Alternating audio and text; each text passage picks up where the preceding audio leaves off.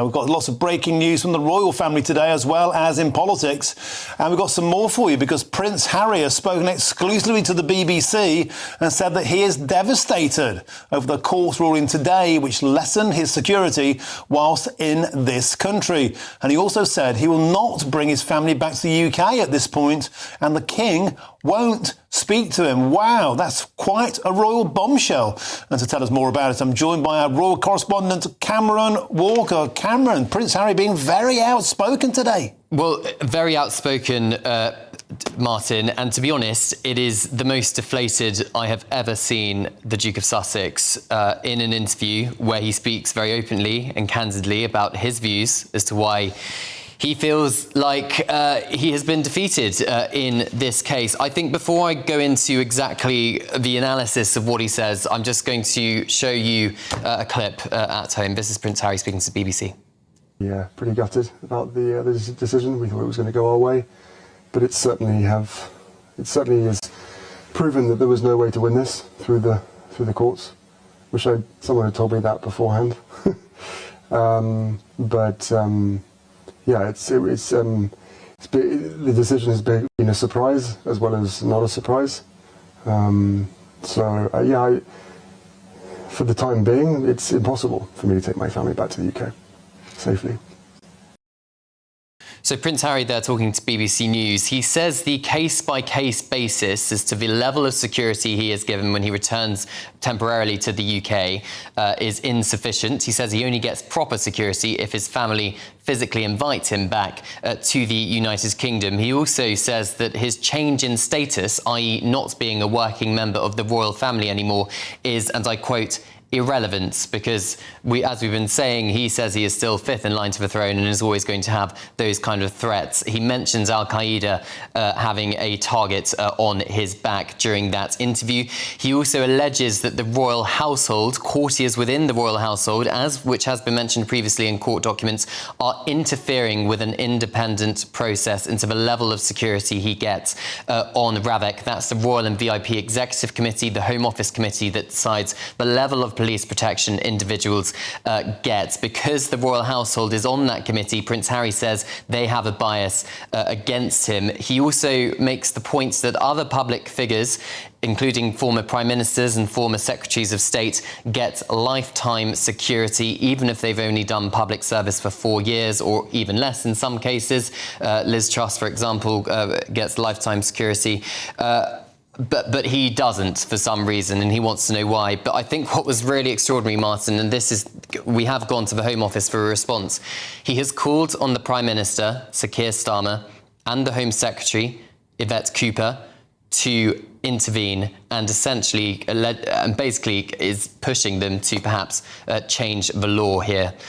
We have gone to the Home Office, as I said, for a response to that, but as I said, they probably saw that interview at the same time that we did. He also says the reason he is not speaking to the King is because of this change in security status. And he also says he does not know how long the King has left. So it was a pretty extraordinary interview, to be honest, Martin. I'm still taking it in myself.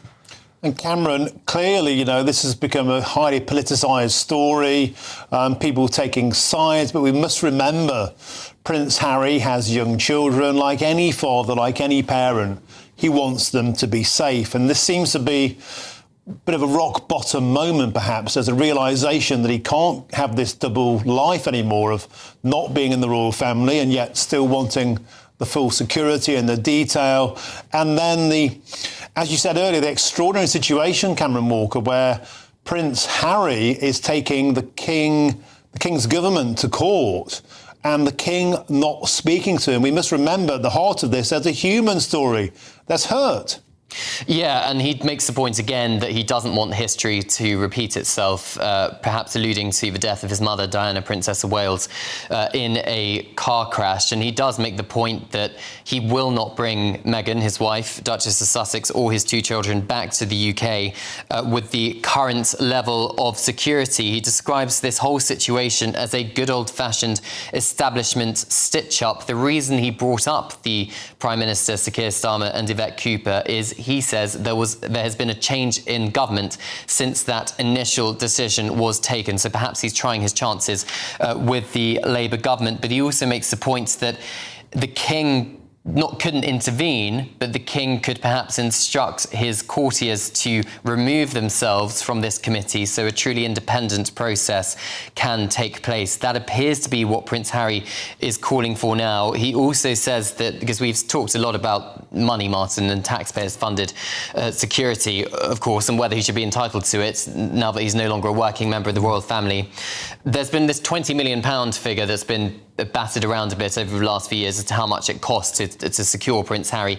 He says that figure has been grossly exaggerated by British tabloids and the British press.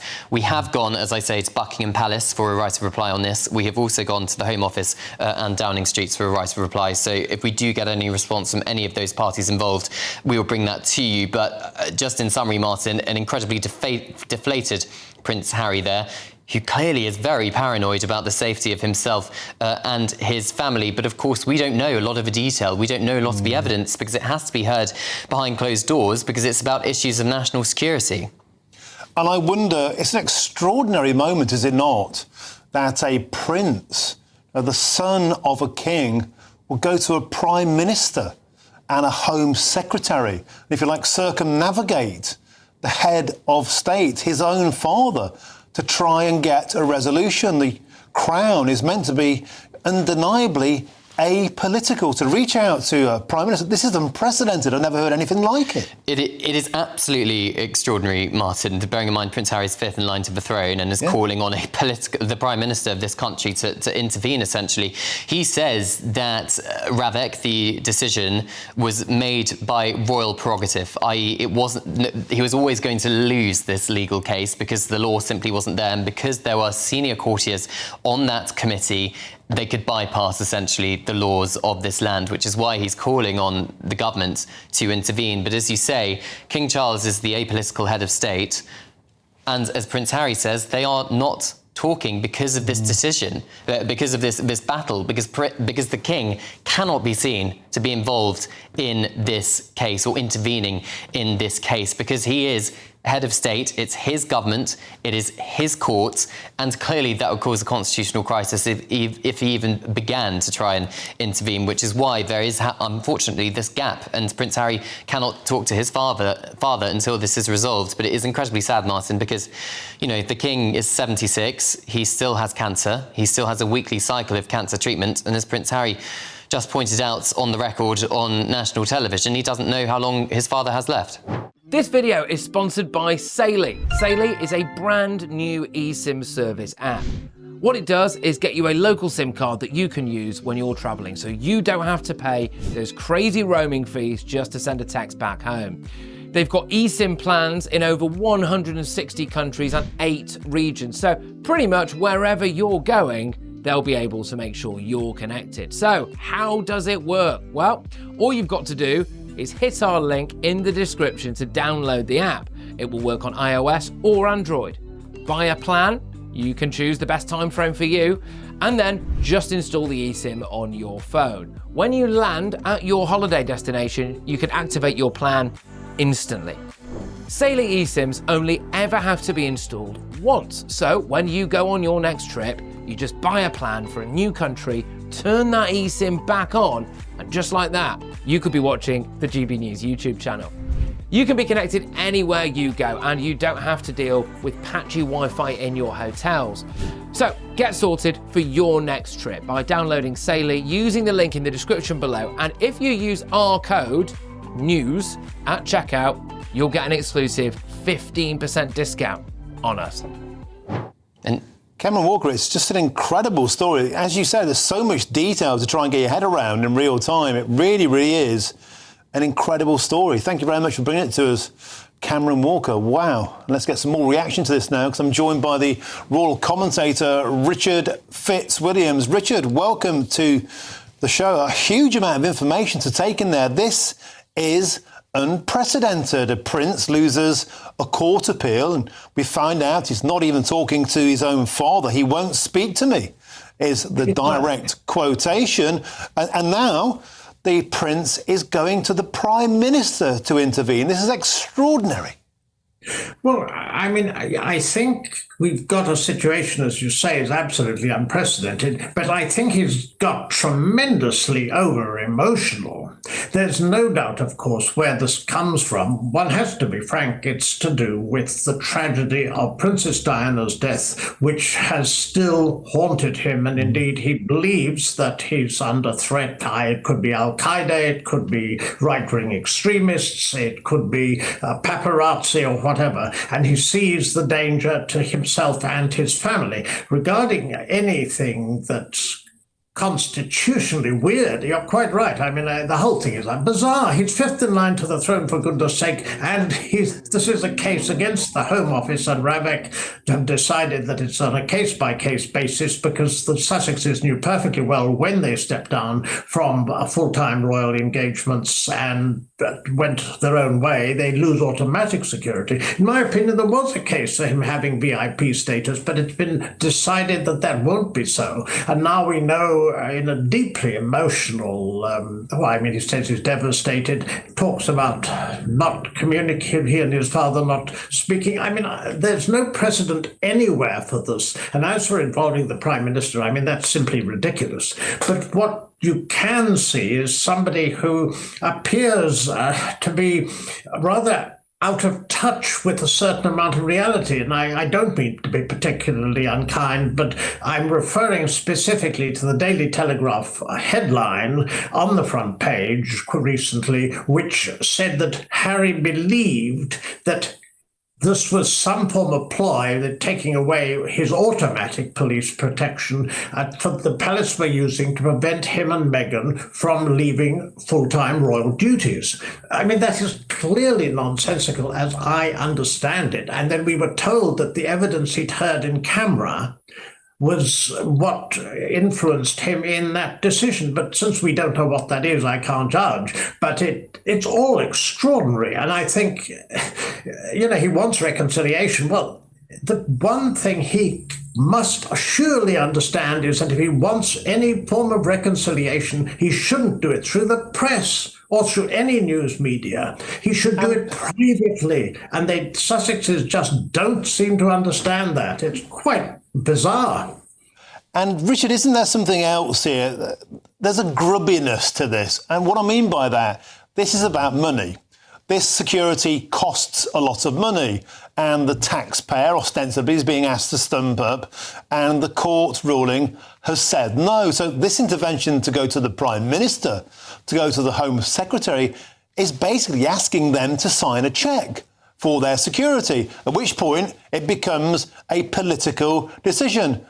It just seems extraordinary that a prince, let's be honest about this, is going to a Prime Minister, with his begging bowl, trying to get the state to pick up his security. And that would cause, surely, huge embarrassment to his father, the king.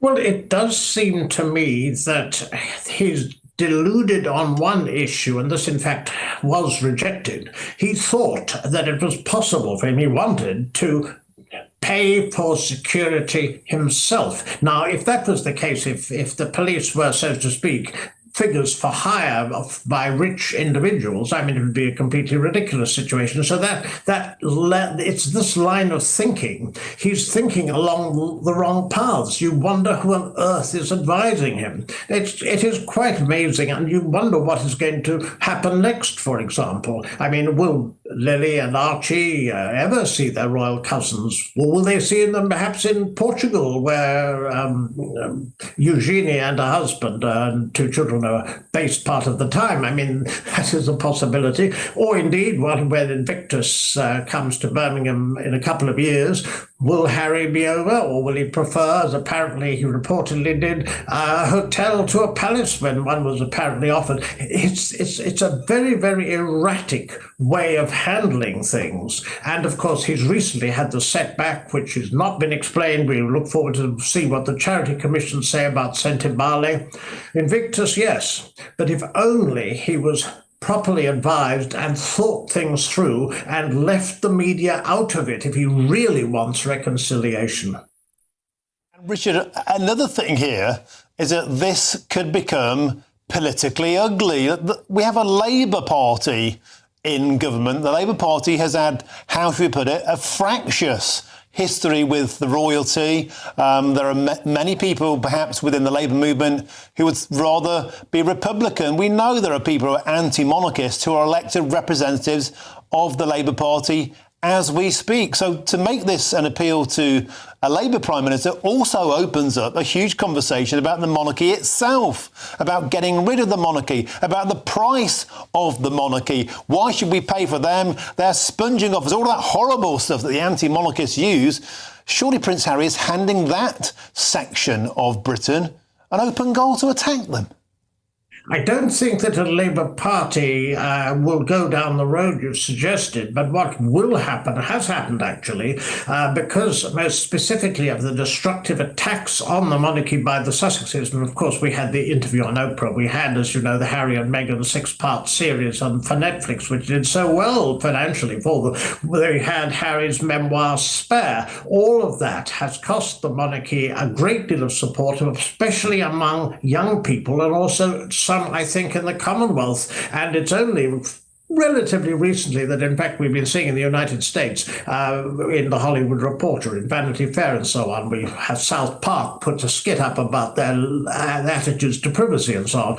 But this whole area, yes, it's very difficult when people go rogue, and the Sussexes went rogue, and they did so callously on Oprah beginning. You'll remember how it aired when Prince Philip was in hospital, and shortly afterwards he died. I mean, the royal family haven't forgotten all this, but it's very difficult indeed for King Charles, because anything the Sussexes do, one thing it does do, and that's attract vast amounts of publicity, and he cannot resist making appeals to the BBC. Say, I mean, anything the king was to say privately might conceivably, I gather there's a possibility that he might appeal to the Supreme Court, or he has that option. Well, if he has that option, he met the king, and the king said something that could be quoted. Richard, I just need to cut you off there momentarily. Please stay with us, though, because I've just been told we have another clip to show GBNews viewers of that extraordinary BBC interview with Prince Harry. Here it is.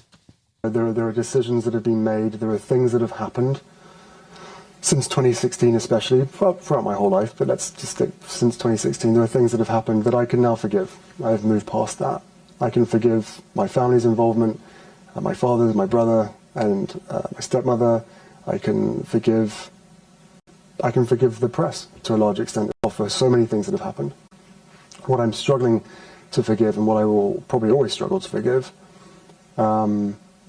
is that a decision that was made in 2020 that affects my every single day, and that is knowingly putting me and my family in harm's way. Everybody knew that it was putting us at risk in 2020, and hoped that me knowing that risk would force us to come back. But then when you realise that that didn't work, do you not want to just keep us safe? Whether you're the government, whether you're the royal household, whether you're my dad, my family, despite all of our differences, do you not want to just ensure our safety? And I'm calling for, the Home Secretary and the government to do a review of RAVEC. And I'm also asking for an R&B assessment that I haven't received since 2019. It's just an astonishing revelation. Let's return now to our royal correspondent, Cameron Walker. Cameron, the detail just keeps pouring out. Prince Harry there saying, I forgive the press. I forgive my stepmother, the Queen Camilla, reopening old wounds here on national television the day a court ruling lands. Cameron, this is astonishing. Well, yeah, and he appears very defeated and deflated, doesn't he, Martin, in that particular interview? I mean, just to clarify a few of the points he made in that clip, the decision he was talking about in 2020 was the decision to downgrade his security. He says in another part of the interview that one day in 2020 he scored the highest in terms of royal family member most at risk, and overnight he was suddenly the lowest and his security was taken away. And RMB stands for Risk Management Management Board, which he claims every other member of the royal family gets once a year, every year, an independent process where they assess the level of risk each member of the royal family is facing. He says he has not had that since 2020 and stepping back as a working member of the royal family. And he says as long as the royal household is on that committee, he's never going to get it. But he does call for that he wants reconciliation with his father, the king, and with his family. He says he's going to accept that a lot of members of his family will not forgive him for writing his bombshell memoir, Spare. I suspect Prince William may well be one of those people who Prince Harry suggests would not forgive him. But just to pause momentarily here, and just to say, we don't know the level of risk Prince Harry is currently facing. In open court, we have heard about the Al-Qaeda threat. A lot of the particulars and the evidence was all heard behind closed doors. So we don't know if Prince Harry is exaggerating the level of risk he has, or he is very much telling the truth and there are genuine, credible threats against the fifth in line to the throne. And therefore, the question comes back to, for the British public and the royal household and the government, should we be protecting somebody who is the king's son, whose grandchildren are sixth and seventh in line of the throne, but is no longer a working member of the royal family, and therefore is he entitled to taxpayer-funded police protection? It's such a tricky balancing act, and that is the point of RAVEC, isn't it, Martin? The role is to assess the level of risk, and obviously Prince Harry feels that's inadequate. And as I said, we are waiting for the Home Office to respond to God, it's extraordinary, isn't it? The King's son calling on the Home Secretary and the Prime Minister to intervene in this, and of course the King also obviously cannot speak to his son. Prince Harry says he will not speak to him because of all of this going on.